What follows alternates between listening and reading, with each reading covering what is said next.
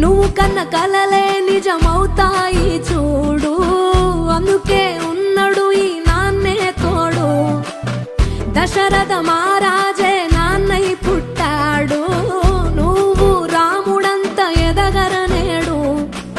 చరితలు ఎన్నడు చూడని మమతల గూడే వీధిరో, సంపద అంటే ఏదో కాదురో, ఇంతకు మించి